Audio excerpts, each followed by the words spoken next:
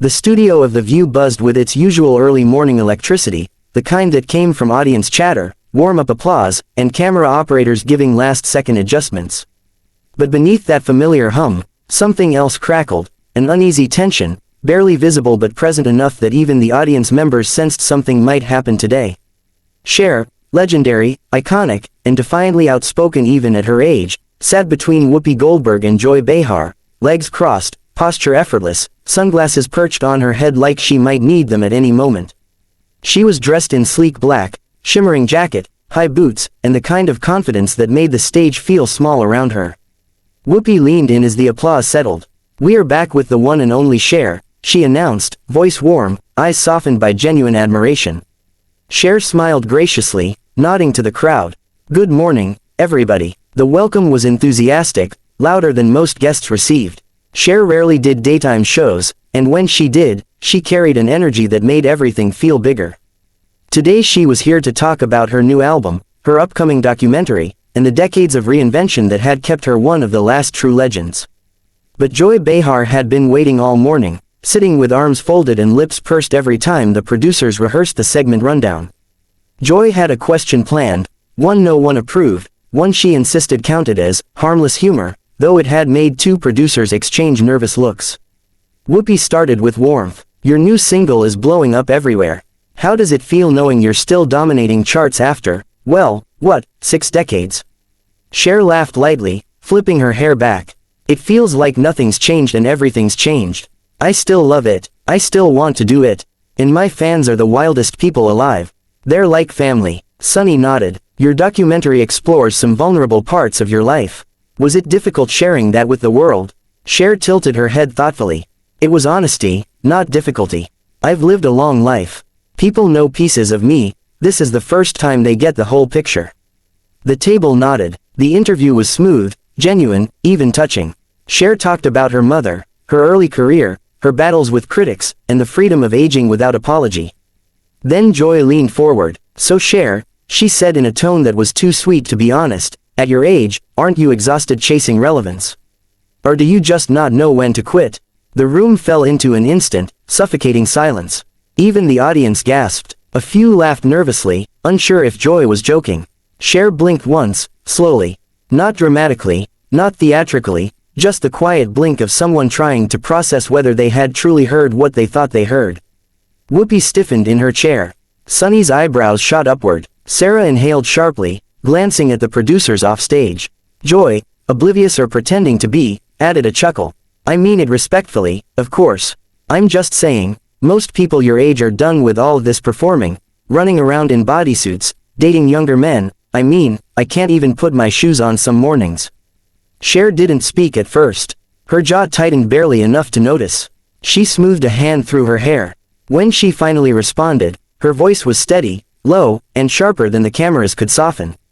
"Joy, I didn't come here to be age-shamed on national television." The audience erupted with applause. Joy tried to interject. "Oh come on, Cher, it's just a joke." "It wasn't funny," Cher said. "It was disrespectful." Whoopi stepped in, leaning forward. "Let's slow it down. Cher's here as our guest." But Cher wasn't done. Her eyes were blazing now, decades of experience giving her the edge of someone who had survived far worse than a daytime talk show. "You know, Joy, I've worked my whole life to stay passionate.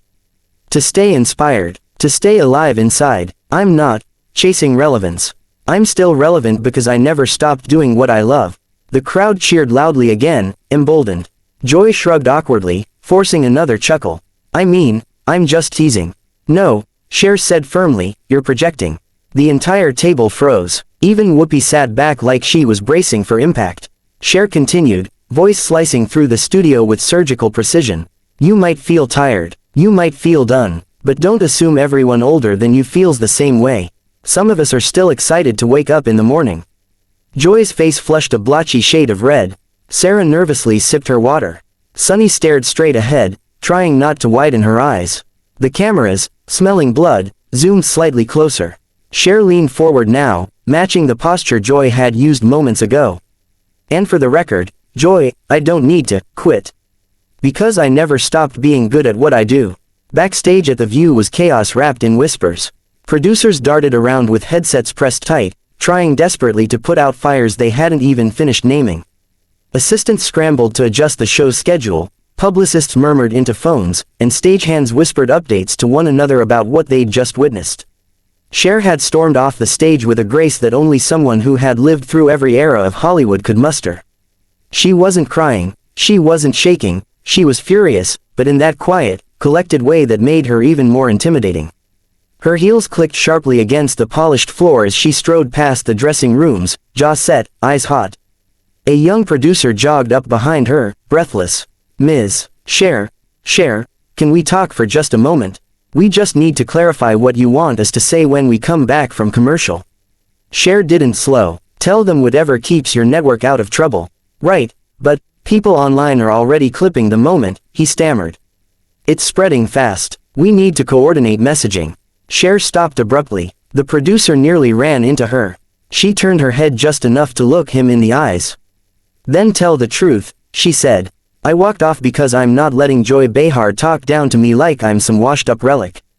The producer swallowed hard. "Of course, yes, understood." Cher resumed walking, leaving him rooted to the floor. She reached her dressing room and closed the door, leaning back against it for a moment, not in exhaustion, but in the effort of reining in her emotions. She wasn't easily rattled, but something about Joy's comment, the flippant cruelty wrapped in comedy, hit a nerve she didn't often let people touch. Cher looked at herself in the mirror. Her reflection stared back, fierce and unbroken.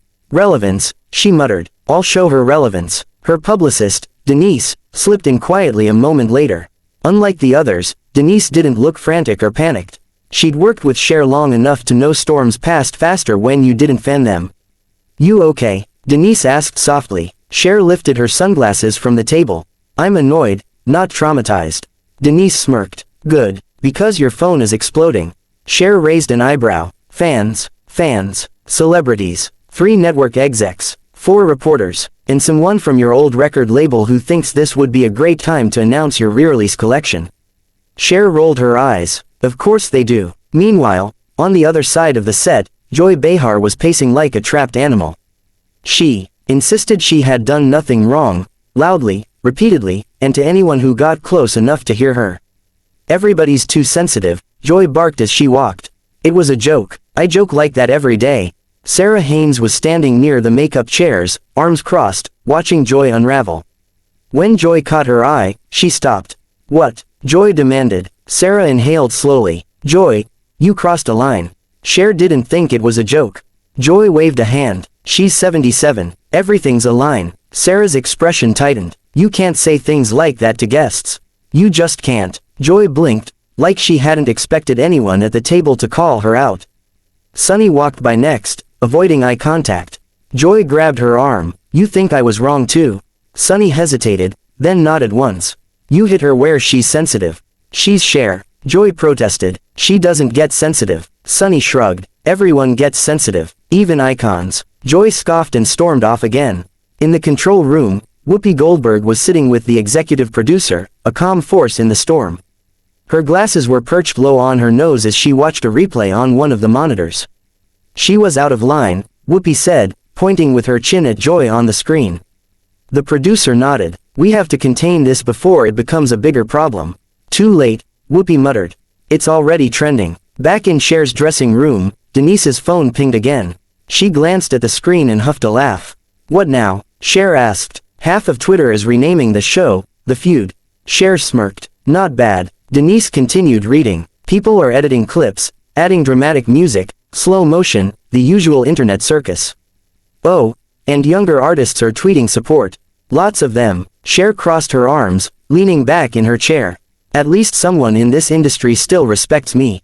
A soft knock came at the door.